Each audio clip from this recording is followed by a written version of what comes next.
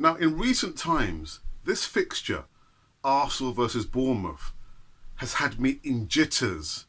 Always worried that some way or somehow, in some form or some game, Arsenal are going to trip up against Eddie Howe's Bournemouth. But the stats, they're there. There's nothing to worry about, Alex. Is there?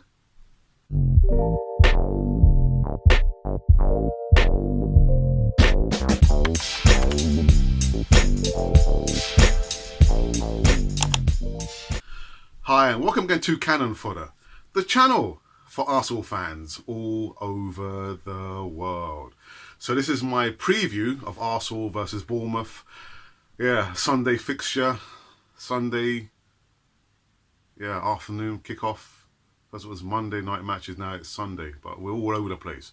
But anyhow, before I get into my preview, if you've just landed on Planet Cannon Fodder TV, you've not seen us before, make sure you subscribe and also hit the notification button so you can receive all the latest and greatest news right here. Yeah, right here on Cannon Fodder TV.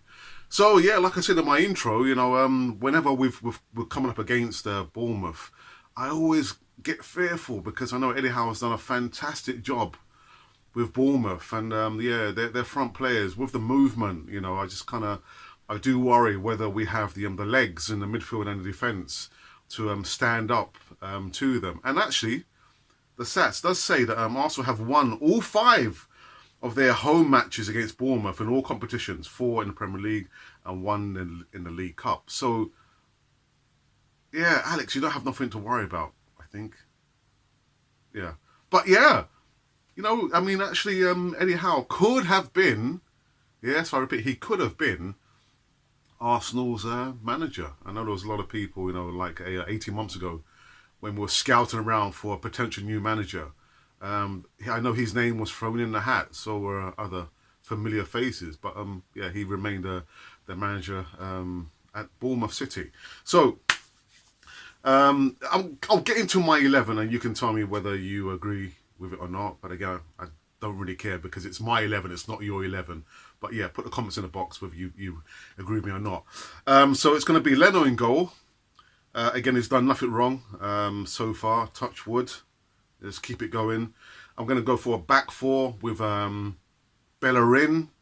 I think even though I know he had a run out 90 minutes, which really surprised me actually, against Standard Liège. I think now he probably needs to step up. I'm not wanting him to play the whole 90 minutes against Bournemouth, but maybe he can be a half-time substitution. And he was captain as well on the night, but who knows? We'll keep an eye on that. Left back, I'm going for Tierney, who also had some minutes under his belt against Standard Liège. And centre backs, I've gone for a complete overhaul. Really, forget about David Luiz and Socrates. Up until this point, Socrates, he's not really done it for me. When David Luiz is on the ball, I do get fearful that he's going to make a silly mistake. So the rhyme and reason, the Laurel and Hardy of the centre-backs. So again, whether you agree or not, you can put the comments in the box. But it's going to be an overhaul centre-backs pairing of Chambers and Holding. Yes, the club captain in waiting. Yeah, but he didn't get it, did he? But again, that's another story. So that's going to be my back 4. And then they're going to be protected. Yeah, protected by Willock and Torreira. On the Easy Talk last night, we spoke about Lucas Torreira not really being the same Torreira. And I've said it maybe 2 or 3 times on Cannon Fodder TV that he's not the same player when he came to Arsenal last season. What's going on? Does anyone have any information there? Lucas Torreira, is there some kind of disagreement between him and the coach, Unai Emery? Oh, I hear you say another player in dispute with the coach. I don't know. But Torreira, he's not being utilised, in my personal point of view, correctly. He's a deep defensive midfielder. He's not a number 10. He's not a number 10. Nottingham Forest game proved, Standard Liège game proved that he's a defensive midfielder. Anyway, Again, put the comments in the box and let me know what you guys think. And then I'm going to have number 10, Dani Ceballos again. Yeah, I just when he scored his first goal for Arsenal, and just to see how he celebrated, and like I was right there. I saw him, scoring a goal and celebrating, and like it was fantastic, man. These are the kind of players that we want at Arsenal. Really passionate, showing the passion. Not only in the game and when they're scoring, but it's just so fantastic to see players like that at Arsenal. Finally, can we keep hold of him? That's going to be the underlining question. So he's going to be in my number 10 for tomorrow or Sunday, depending on what day you're watching this. And Nicolas Pepe need to step it up a little bit, I think. Not said, I'm not going to say anything more about that. Left side is going to be Bukayo Saka.